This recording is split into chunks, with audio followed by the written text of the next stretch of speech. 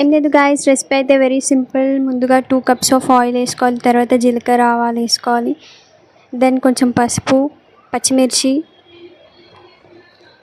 And కొంచెం కరివేపాకు and then some of onions కొంచెం అలా లైట్గా ఫ్రై అయిన తర్వాత టొమాటోస్ యాడ్ చేసుకోవాలి. ఏంటిది? గరం మసాలా, చికెన్ మసాలా,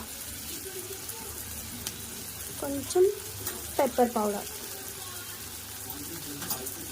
కలుపుతా. తర్వాత 1 spoon chilli powder, 1/2 spoon salt.